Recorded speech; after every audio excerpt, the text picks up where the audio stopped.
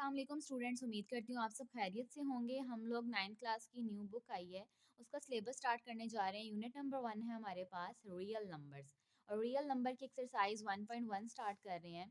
Question number 1 है हमारे पास, identify each of the following as a rational और इररेशनल नंबर्स। अब बात करते हैं रैशनल और इररेशनल नंबर्स क्या होते हैं।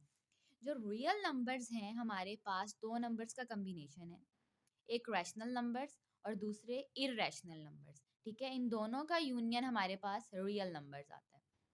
अब करते हैं कि रैशनल नंबर्स कौन से होते हैं। रैशनल नंबर्स हमारे पास दो तरह के होते हैं।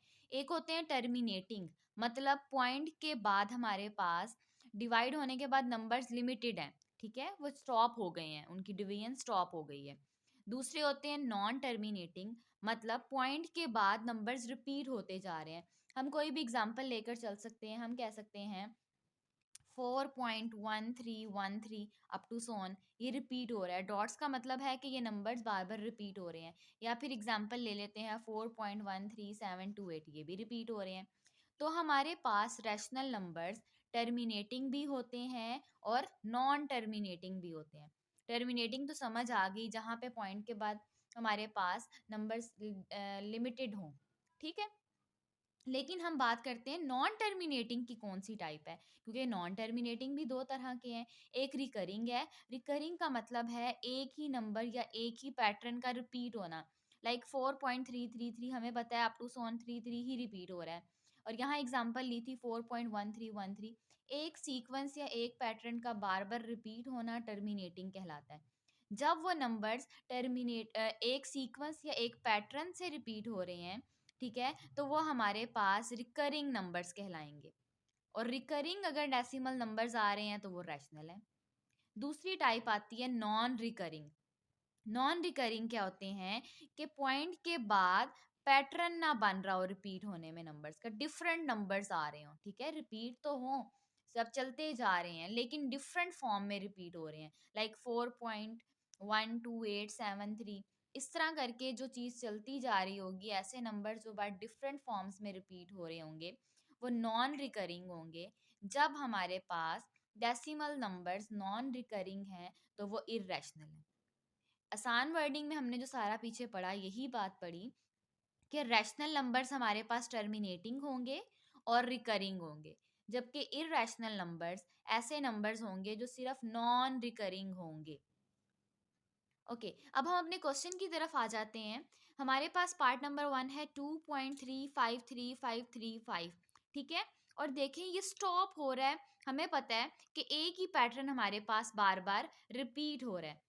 रिपीट होने के बाद हमारे पास सेम पैटर्न रिपीट हुआ, तो हमने पढ़ा था जब पॉइंट के बाद सेम पैटर्न रिपीट होगा तो वो नंबर्स हमारे पास रिकरिंग होंगे, तो वो रैशनल आ जाएंगे।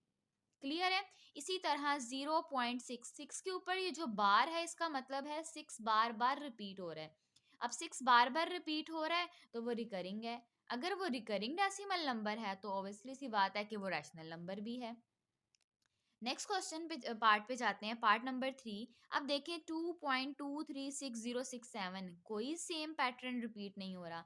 पॉइंट्स का बता रहा है कि ये डिवीजन चलती जा रही है, स्टॉप नहीं हो रही, ठीक है, और सेम पैटर्न भी रिपीट नहीं हो रहा। तो ये हमारे पास रिकरिंग डेसिमल कहलाएगा कि non recurring? Yes, non recurring decimal कहलाएगा। क्यों? क्योंकि यहाँ पे पैटर्न रिपीट नहीं हो रहा। अगर ये नॉन रिकरिंग डेसिमल है तो हमारे पास ये इररेशनल नंबर है। Part number 4, square root of 7। हम लोगों ने पढ़ा हुआ है कि हमारे पास जब स्क्वायर रूट के अंदर इवन प्राइम नंबर्स आ जाते हैं, स्क्वायर रूट के अंदर प्राइम नंबर्स क्या होते हैं? जो सिर्फ अपने टेबल पे जाते हैं और 1 पे जाते हैं, ठीक है। तो 7 एक प्राइम नंबर है। जब स्क्वायर रूट के अंदर 7 या प्राइम नंबर आ जाएं तो हमारे पास वो हमेशा इररेशनल नंबर ही कहलाते हैं। नाउ ई हमारे पास इरेशनल नंबर है, क्योंकि ई की जो वैल्यू हम लोग फाइंड करते हैं कैलकुलेटर से, या हमारे पास जो भी राइट डाउन हुई होती है, वो हमारे पास पॉइंट के बाद सेम पैटर्न रिपीट नहीं होता। इसी तरह पाई भी हमारे पास इरेशनल नंबर है। नेक्स्ट पार्ट पे मूव करते हैं, 5 प्लस स्क्वायर रूट ऑफ 11। अब देखें स्क्वायर रूट ऑफ 11 आ गया है, रूट के अंदर हमारे पास प्राइम नंबर आ रहा है, और हमने पढ़ा था जहाँ पे भी प्राइम नंबर आएगा रूट के अंदर वो इरेशनल है। अगर इसका आंसर इरेशनल है तो वो 5 उसमें ऐड करेंगे तब भी आंसर क्या आएगा, इरेशनल आएगा। Same as it is square root के अंदर हमारे पास प्राइम नंबर्स हैं तो ये हमारे पास क्या कहलाएंगे, इरेशनल कहलाएंगे।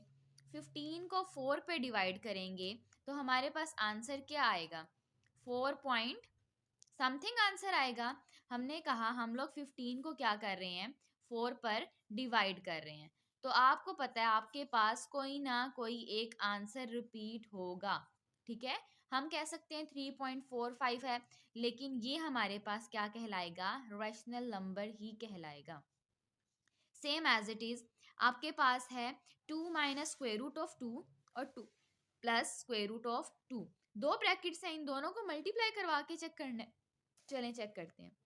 2 माइनस स्क्वायर रूट ऑफ 2 और 2 plus square root of 2, A minus B, A plus B, यानी कि ए का स्क्वायर माइनस बी की वैल्यू का स्क्वायर। 2 का स्क्वायर क्या होता है, 4, ये स्क्वायर रूट से कैंसिल, आंसर क्या आया 2, 4 में से 2 माइनस किया 2, 2 है हमारे पास, होल नंबर है। और इसके नीचे हमारे पास क्या पढ़ा है हम लोगों ने, 2 एक हमारे पास रैशनल नंबर है। क्यों, क्योंकि रैशनल नंबर की एक डेफिनेशन ये भी है, ऐसे नंबर जिन्हें हम p बाई क्यू की फॉर्म में लिख सकते हैं।